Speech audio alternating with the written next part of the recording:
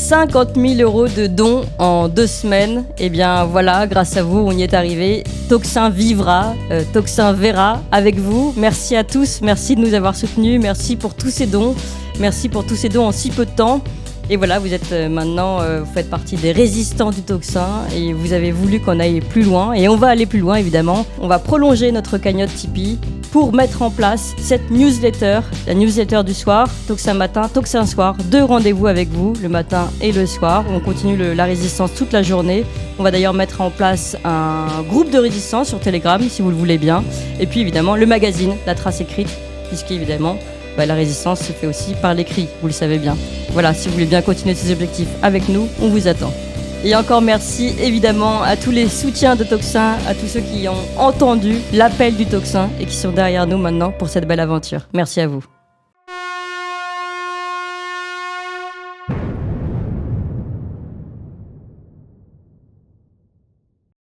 Nous allons désormais voir ce qui se passe en Arménie. Vous savez que l'Arménie a été bombardée par l'Azerbaïdjan depuis 2 jours. Que se passe-t-il ? On va poser la question à Éric Denessé et Laurent Lélékian. Corps.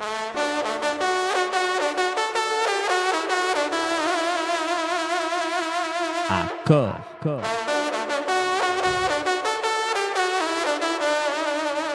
Corps à corps. Donc, comme je vous le disais, donc après 2 précédentes guerres qui ont déjà meurtri la région, l'Azerbaïdjan a lancé des raids aériens sur la principale ville du Haut-Karabakh, province peuplée majoritairement d'Arméniens, sur laquelle l'Arménie et l'Azerbaïdjan revendiquent leur souveraineté.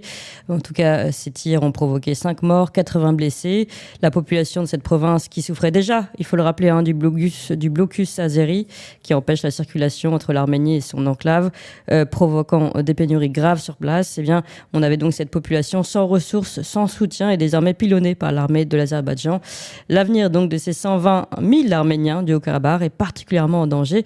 Et nous, on va tenter de comprendre les enjeux en cours et quelles sont les puissances qui jouent autour de cette scène, cette nouvelle scène de guerre. Et pour mieux comprendre tout ça, nous sommes avec Éric Denessé et Laurent Lélékian. Bonjour Éric Denessé.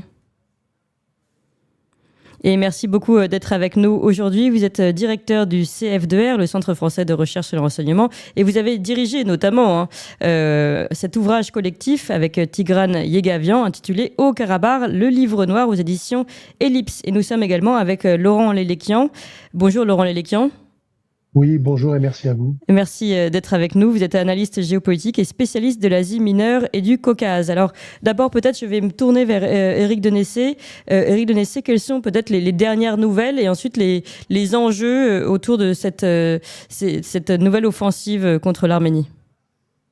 Écoutez, les dernières nouvelles sont mauvaises puisque l'Azerbaïdjan semble absolument déterminé à éradiquer la présence arménienne du Haut-Karabakh et semble même avoir le feu vert des Russes et de la communauté internationale, puisque absolument personne n'a réagi, à part la France qui a demandé une réunion du Conseil de sécurité de l'ONU.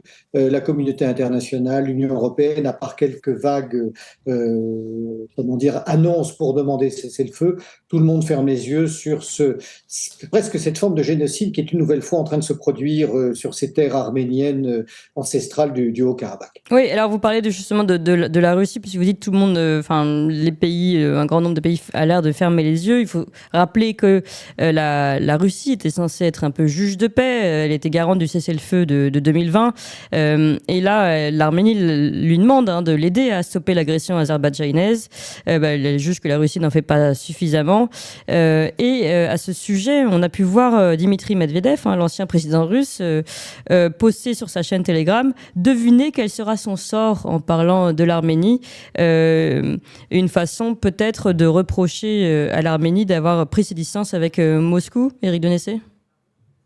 Oui, malheureusement, on le voit, l'Arménie souffre d'un vrai déficit de vrais leaders. Ça a été le cas avec les dirigeants arméniens qui ont pris le pouvoir à l'issue de l'indépendance dans les années 91, donc des anciens communistes, puis avec Nicole Pachinian, l'actuel Premier ministre, qui a bien sûr fait cette erreur fondamentale de prendre ses distances avec Poutine, voire d'être très agressif vis-à-vis de la Russie il y a 7-8 ans. Et puis, il continue les impairs, ne sachant pas trop quoi faire. Il faut reconnaître que les cartes du gouvernement arménien ne sont pas non plus très importantes. Il a déclenché manœuvres communes avec les Américains.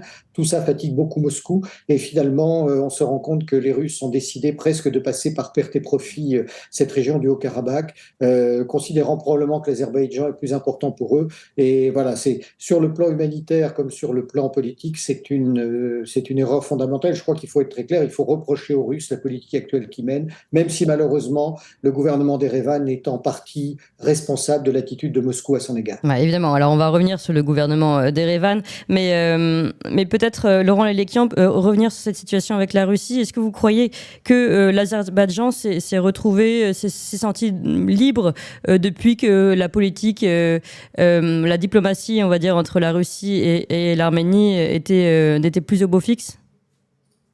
Oui, certainement. Avant de répondre à votre question, d'abord, merci d'évoquer ce cas. Et puis surtout, je voudrais souligner qu'on parle d'un jeu de puissance abstrait. Sur le terrain, comme l'a dit Éric Denessé, il y a des morts, il y a des déplacés. Vous avez cité le chiffre de 80 blessés et 5 morts. Maintenant, moi, j'ai des chiffres plus élevés. On est déjà à 30 blessés, à 200 blessés, pardon, et 30 morts. Il y a des milliers de déplacés.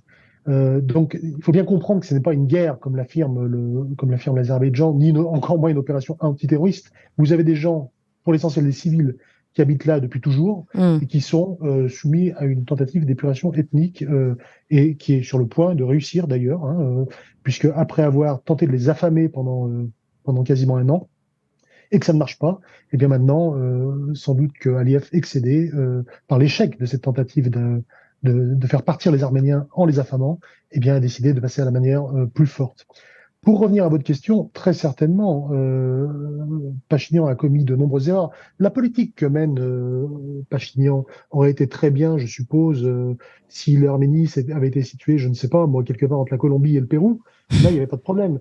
Mais quand vous êtes au Caucase, entouré d'États autoritaires et d'États voyous même, comme l'Azerbaïdjan, vous ne pouvez pas faire ça, c'est-à-dire annoncer les principes démocratiques et couper court avec le seul soutien que vous avez, en l'occurrence la Russie. Donc, le seul soutien sur le terrain, oui. Oui, il est clair que Pachinian a irrité la Russie. Il est clair que ce blanc-seing laissé à l'Azerbaïdjan, parce qu'il faut bien comprendre aussi que l'Azerbaïdjan ne bougerait pas le petit doigt sans l'aval russe, eh bien, ce blanc-seing a pour but de faire tomber Pachinian. D'ailleurs, on voit que ça a provoqué des manifestations à Yerevan. Et le dernier, à mon avis, quelque chose qui est peut-être passé un peu sous les radars, bien que mentionné par Éric Denessé, ce sont ces exercices américains faits en Arménie récemment. Alors, dites-nous en plus. Oui. Alors, ça a sans doute irrité, pour sûr, la Russie, mais il y a un autre acteur que ça a pu irriter, qui était peut-être le dernier aussi qui prévenait une agression azerbaïdjanaise, c'est l'Iran. L'Iran n'a pas dû apprécier ça. Il y a eu une visite de Bayramov à Téhéran, donc du ministre des Affaires étrangères, azerbaïdjanais à Téhéran il y a quelques jours. Il est clair que Bayramov est allé chercher le blanc-seing aussi de Téhéran. Et voilà. Donc, vous avez des blanc-seing évidemment, même un encouragement turc, un blanc-seing russe, un blanc-seing iranien. C'était le moment pour l'Azerbaïdjan. Et de l'autre côté, eh bien, vous avez effectivement des puissances occidentales pusillanimes qui, je reviendrai peut-être là-dessus après, peut-être que vous avez d'autres questions, mais le message est déplorable pour tous les États en voie de démocratisation, à mon avis, parce que ça veut dire que si vous choisissez la démocratie, eh bien vous serez laissé à vous-même. C'est un peu ce qui est sous-entendu. Alors, évidemment, je ne dis pas que ce qui est sous-entendu par Dimitri Medvedev est la vérité, loin de là. Mais malgré tout, le message, c'est ça. C'est vous avez voulu jouer à vous occidentaliser, à vous américaniser. Eh bien, voilà comment vous êtes défendu aujourd'hui. C'est-à-dire que pour le moment, vous n'êtes pas défendu. Je pense que c'est ce qu'il veut dire. Et ça soulève des questions, c'est sûr. Mais vous avez eu raison tout à l'heure, Laurent Lelekian, de bien nous remettre dans la réalité de ces difficultés et de ces morts que vit aujourd'hui l'Arménie, puisqu'évidemment là on est parti un petit peu vite peut-être par ma faute dans l'abstraction et dans les enjeux, mais il faut rappeler que en ce moment même, et puis d'ailleurs c'est ce que je rappelais avec ce couloir, ce blocus sur le couloir, le corridor qui reliait l'Arménie et le Haut-Karabakh, cette population était déjà gravement en difficulté. Donc vous avez bien fait de refaire un point là-dessus, mais pour pour mieux comprendre en effet les enjeux, où on commence à voir ce qui se joue. Il y a la tendance américaine, les Américains qui ont commencé à faire des exercices, notamment sur place, qui déplaît à l'Iran, qui déplaît à la Russie. Quel jeu et quelle influence a la Turquie, Éric Dionessé? Alors, c'est vrai qu'on parle moins de la Turquie depuis quelques jours. Elle a un rôle essentiel puisqu'elle est le principal soutien et le principal conseil du gouvernement de Bakou, du gouvernement Aliyev. Elle l'a largement aidé, approvisionné en armes, en conseillers militaires, en technologie pendant la guerre de 2020. Donc, la Russie, la Turquie doit se frotter les mains parce qu'elle n'apparaît pas au premier rang des acteurs dans cette crise. Mais son objectif final est exactement le même que celui de l'Azerbaïdjan, c'est-à-dire éradiquer les Arméniens de cette région et parvenir à une continuité géographique entre la Turquie et l'Azerbaïdjan, qui sont deux peuples frères et qui disent de manière très claire, en tout cas c'est ce que disent leurs dirigeants, qu'il s'agit presque d'un même État séparé, d'un même peuple, d'une même nation séparée entre deux États. Et donc la complicité entre Ankara et Bakou est bien sûr extrêmement forte. D'accord. Et Laurent Léléquian, tout à l'heure, vous parliez de génocide. Vous disiez que c'est un véritable génocide contre la population arménienne, un nouveau donc. Oui. Vous pensez que c'est vraiment l'objectif? Très clairement, d'ailleurs, c'est pas moi qui le dis, c'est Ilham Aliyev lui-même qui promet tout et son contraire. Il promet les mêmes droits aux Arméniens du Karabakh qu'aux autres citoyens azerbaïdjanais, qui n'ont donc aucun droit, hein, comme on sait, puisque c'est quand même, quand vous regardez les classements internationaux, l'Azerbaïdjan est dans les tréfonds de tous les classements de droits de l'homme ou ou de liberté fondamentale. Et puis par ailleurs, il a dit très clairement qu'il voulait chasser les Arméniens. D'ailleurs, là, vous avez peut-être noté que le blocus laissait parfois sortir des gens, mais jamais rentrer. Donc le but, c'est de vider cette poche qu'est le Karabakh, qui est devenu une sorte de camp de concentration à ciel ouvert de sa population autochtone. C'est un véritable génocide. Et d'ailleurs, en août, là, enfin fin août et puis début septembre, vous avez des autorités morales qui l'ont dit. Vous avez par exemple Luis Moreno Ocampo, qui est quand même le premier procureur de la Cour pénale internationale, ou Juan Ernesto Méndez, qui était le conseiller spécial des Nations Unies pour les génocides, pour les génocides, le secrétaire des Nations Unies pour les génocides, eh bien, qui ont tous deux dit, qui ont produit des rapports en disant, nous sommes devant un génocide. Oui. Et qui normalement devrait d'ailleurs, le génocide est un crime dit erga omnes contre tous et devrait ipso facto déclencher la réaction de la communauté internationale. Donc, en n'intervenant pas, la communauté internationale montre que ces principes ne sont jamais utilisés qu'au gré de ses intérêts et que ce ne sont donc pas des principes, mais simplement des outils. Et ça, c'est un message. Bien sûr, c'est désastreux pour les Arméniens, mais c'est désastreux pour le monde qu'on prétend représenter. Oui, pour les valeurs que l'on prétend défendre, par exemple sur d'autres scènes de guerre également. Donc, c'est vrai que évidemment, on peut s'empêcher de se demander pourquoi il n'y a pas la même réaction que ce qui s'est passé en Ukraine, notamment. Éric Dionessé. En Ukraine, ça sert des intérêts, alors qu'en Arménie, ça ne sert pas d'intérêt. Oui, mais je crois qu'il faut. Laurent Léléquian a raison. L'Arménie aurait des réserves d'hydrocarbures, elle ne serait pas dans cette situation-là pour les intérêts qu'elle pourrait représenter. Et on voit très bien la manière dont l'opinion internationale et les médias se polarisent sur les pauvres Rohingyas, les pauvres Ukrainiens, les pauvres migrants, et puis on a un silence absolument total sur ce qui se passe au Karabakh et en Arménie, parce qu'il faut rappeler que le régime de Bakou a fait de nombreuses incursions territoriales sur le territoire souverain de l'Arménie, sans que personne ne proteste, et il faut aussi rappeler que le génocide arménien a commencé en 1915, c'est-à-dire que l'histoire n'est pas finie, et c'est depuis plus d'un siècle maintenant des séries soit de génocides, soit de pogroms qui sont systématiquement organisés dans cette partie du monde contre la minorité arménienne, sans que finalement grand monde réagisse. Et moi, il y a un point, Clémence, que je voudrais souligner, que je trouve tout à fait à la fois contradictoire et scandaleux, c'est la politique israélienne. Israël, qui est un peuple qui est victime de la Shoah, comme tout le monde le sait, n'a jamais reconnu le génocide arménien et aujourd'hui est l'un des principaux alliés et le principal fournisseur d'armes de l'Azerbaïdjan.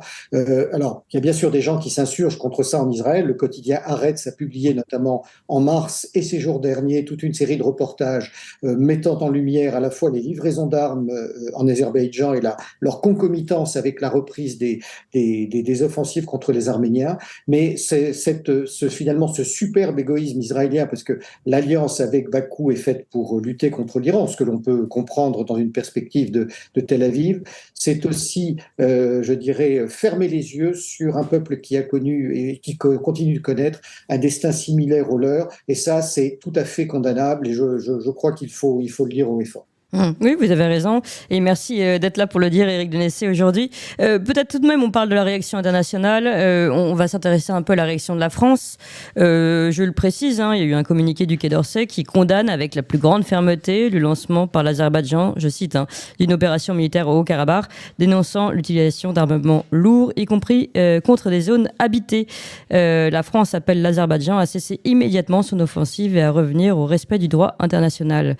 Voilà ce que dit le communiqué du Quai d'Orsay, entre autres.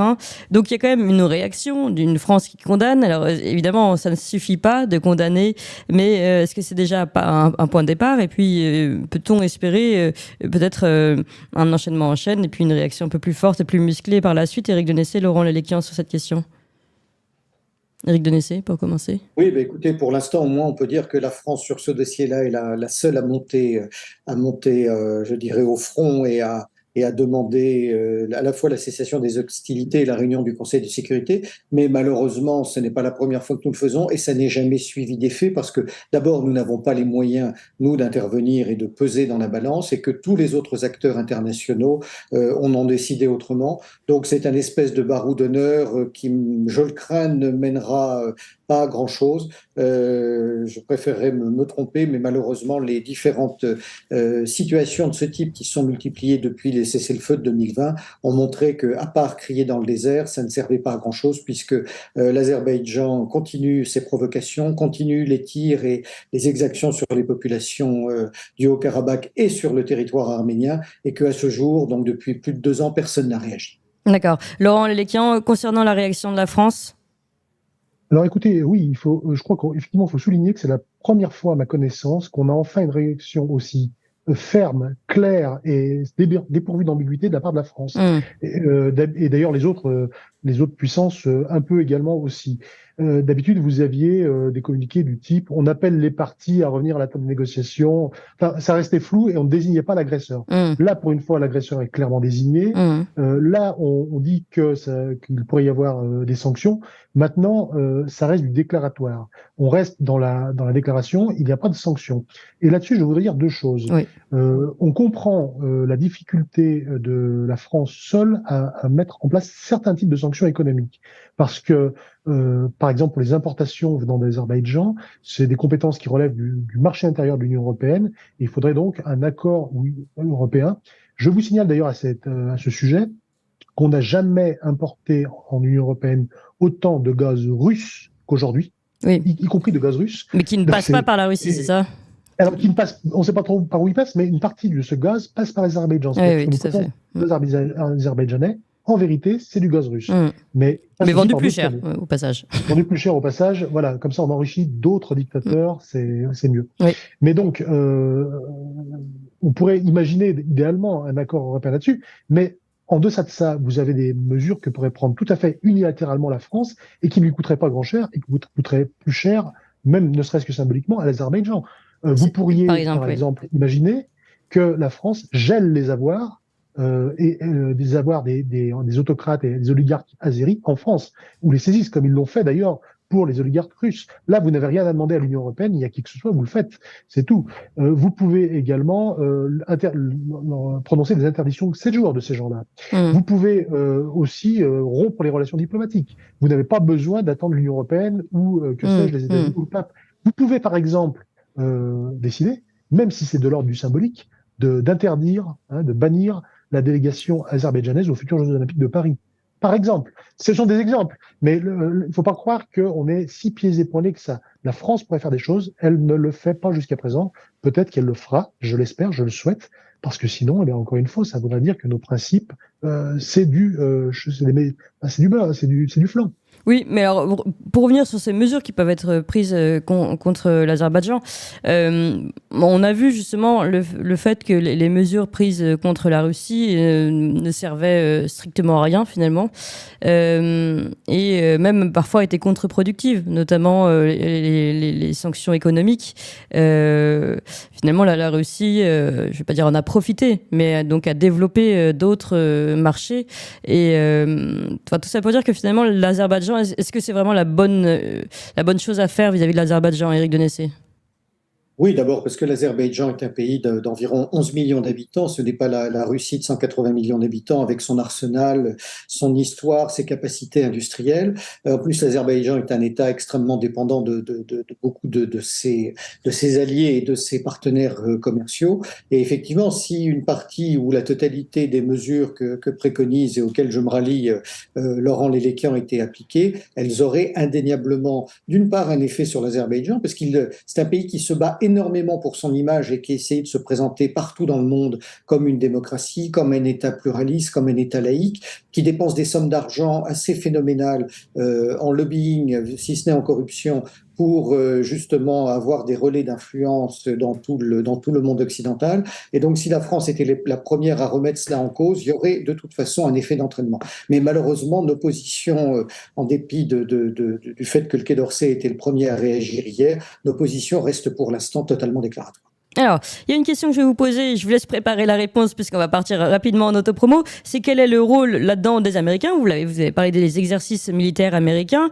Justement, l'Arménie qui tente de se tourner vers l'Occident et évidemment vers le grand frère américain.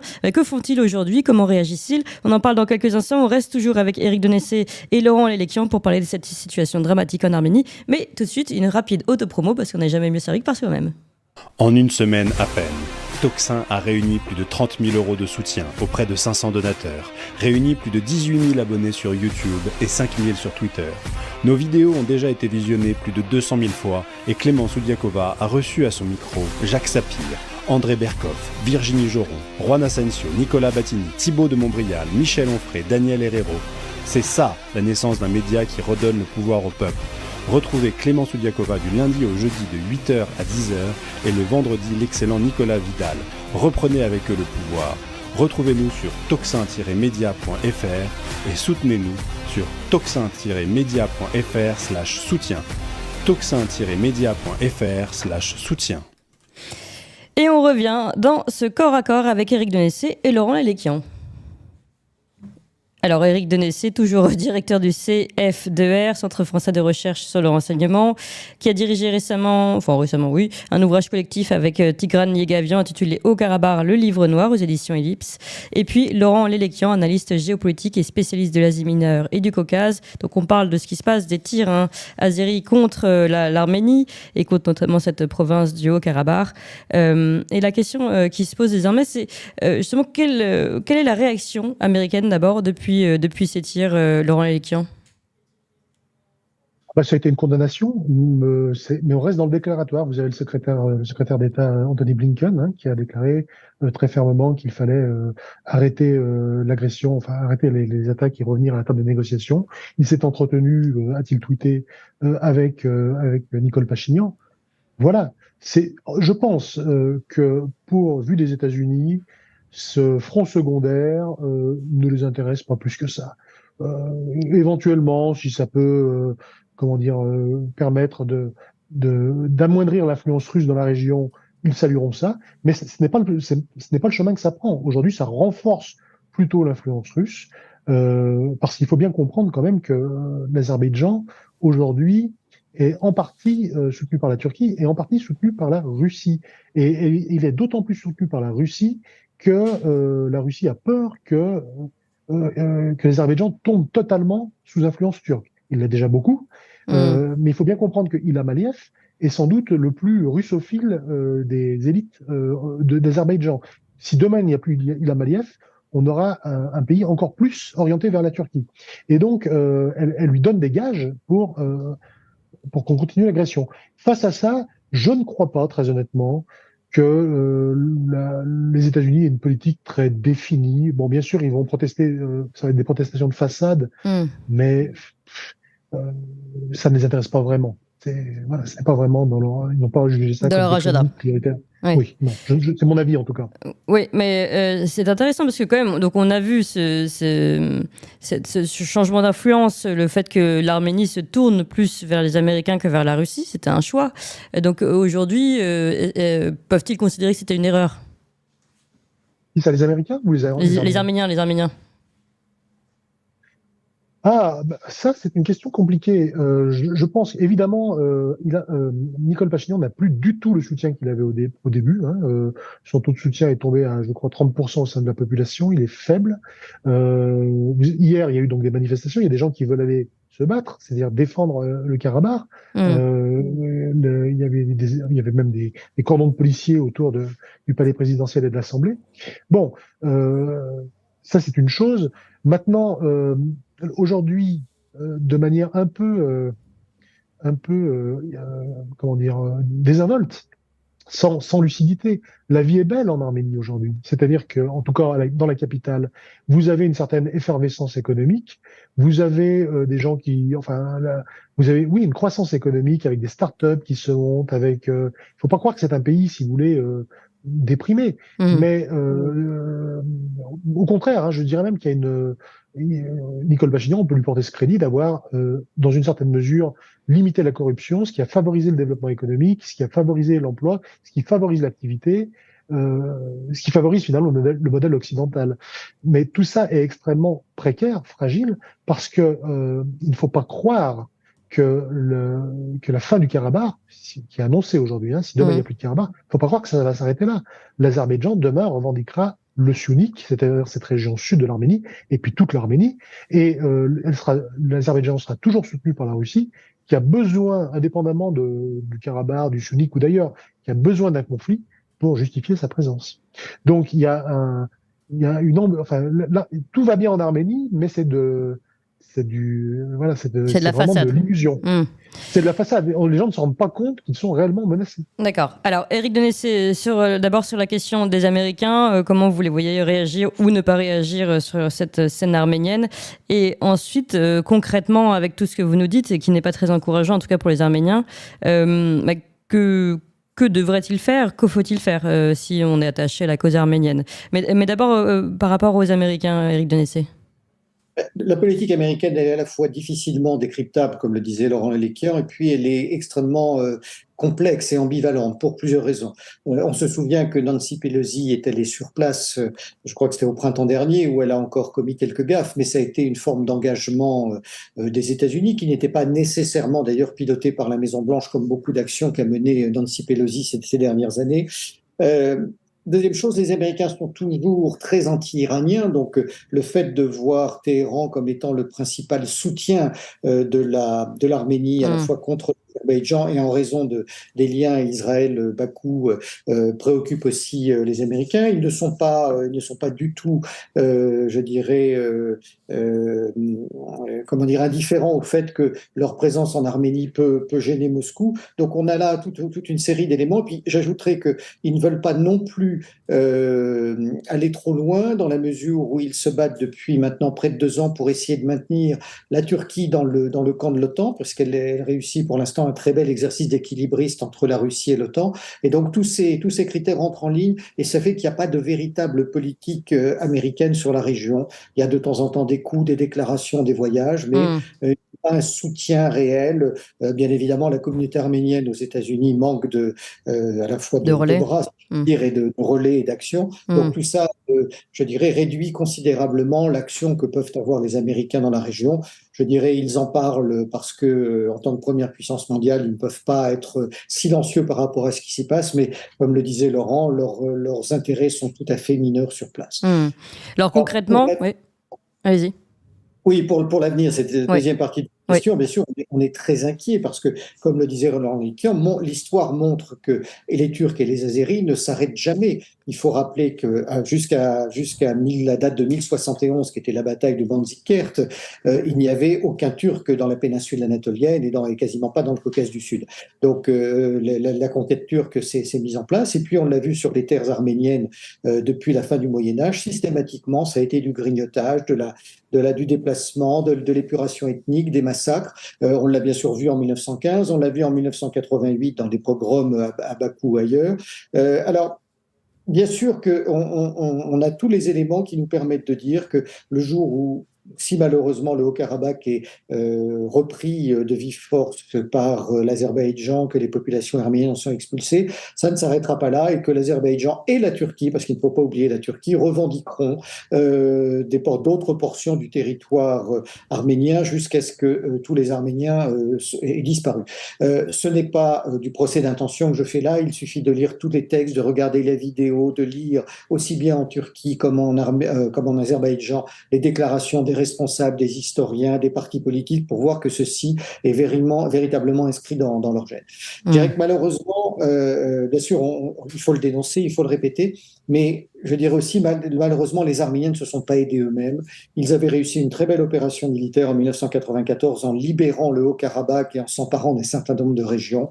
Les Arméniens du Haut-Karabakh n'ont pas été aidés par l'Arménie qui n'a jamais souhaité reconnaître l'indépendance du Haut-Karabakh, et ça a été peut-être un calcul compréhensible à l'époque, mais qui à long terme s'est révélé totalement contre-productif. Et puis surtout, nos amis arméniens se sont endormis sur leur laurier à partir de 1994, n'ont pas préparé de défense militaire digne de ce nom, n'ont pas renforcé leurs moyens de défense, alors qu'à l'inverse, les Azéris, grâce notamment aux recettes du gaz et du pétrole, ont construit une véritable armée et ont balayé en 2020 la population du Haut-Karabakh. Donc, finalement, j'ai envie de dire, on est dans une situation assez paradoxale et assez pathétique, même désespérante. C'est-à-dire qu'on ne peut pas aider les gens du Haut-Karabakh et les Arméniens s'ils ne commencent pas par s'aider eux-mêmes. Et c'est la grande difficulté aujourd'hui qui se produit pour ce peuple.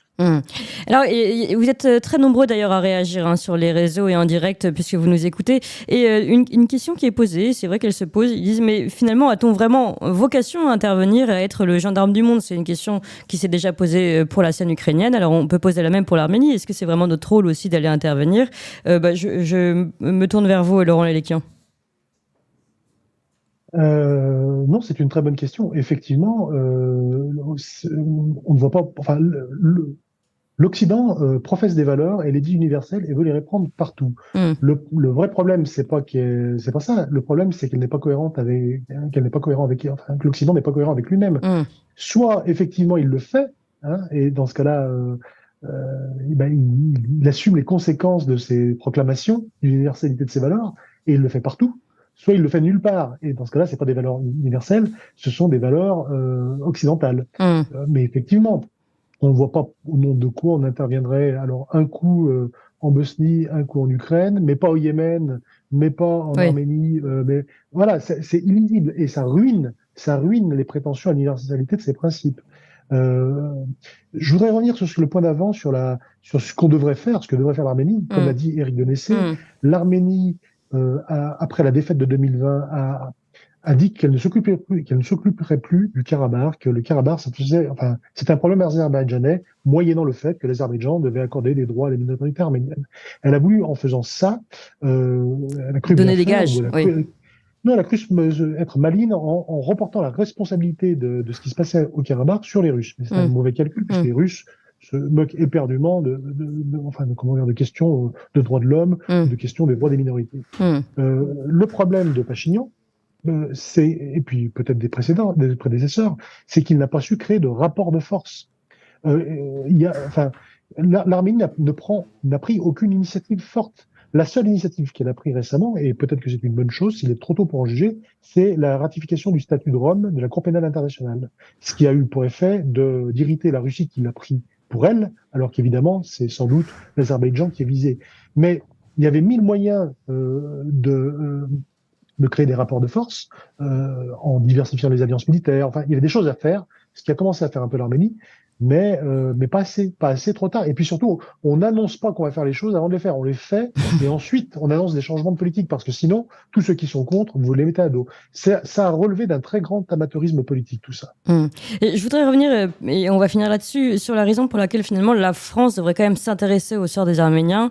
Chez nous d'ailleurs, je signale qu'on a quelques relais malgré tout. Jean-Christophe Buisson du Figaro Magazine, qui est très très présent sur cette question, qui va sur place et qui défend, en tout cas tente de faire entendre le sort des Arméniens en France. Et puis l'aventurier Sylvain Tesson, qui en parle souvent également et qui dit que finalement l'Arménie c'est un peu notre civilisation, un petit îlot de notre civilisation en avance sur le côté oriental avant d'arriver chez nous, et que finalement leur sort est peut-être notre futur sort, et rien que pour ça il faudrait peut-être s'y intéresser.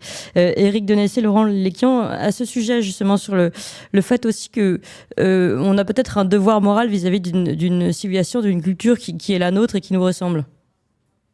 Alors, oui, bien sûr. Laurent Léléka parlait tout à l'heure des valeurs, avec juste titre que nous professons et que nous bafouons une fois sur deux. J'ajouterais, juste avant d'en venir à l'histoire, c'est pareil sur le droit. Le principe numéro un, le problème numéro un aujourd'hui entre l'Arménie, le Haut-Karabakh et l'Azerbaïdjan, c'est l'opposition de deux droits.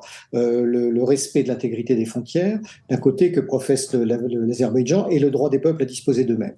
Or, l'Occident, quand ça l'arrange, fait prévaloir l'un et l'autre, ou l'autre, et on a vu que nous étions capables de le faire prévaloir, le droit des peuples à disposer d'eux-mêmes en Bosnie, au Kosovo, et nous ne reconnaissons pas ce principe-là, ni en Crimée, bien sûr, et surtout pas au Haut-Karabakh.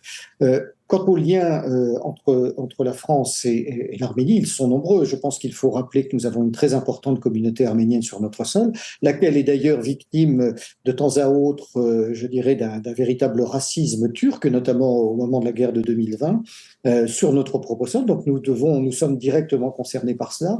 Et puis nous avons quand même une tradition de défense des chrétiens d'Orient. Alors même pour l'État laïque et républicain qui est le nôtre, nous ne pouvons pas nier notre passé, notre histoire.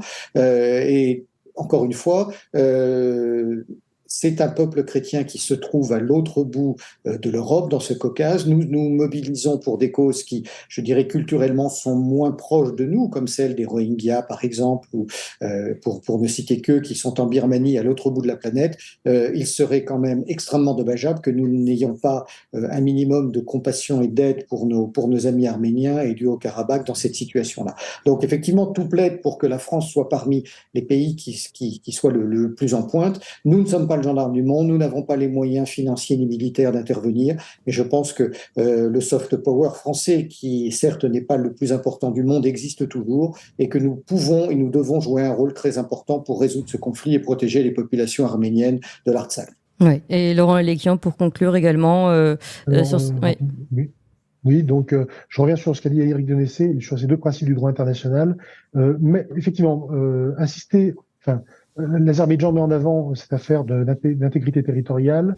Il faut bien comprendre que dans l'esprit des gens qui ont conçu ces principes, l'intégrité territoriale avait précisément pour objectif de protéger le droit à l'autodétermination des peuples et non pas de détruire une population en son sein. Donc c'est un véritable dévoiement du droit international que de mettre en avant l'intégrité territoriale pour détruire une population.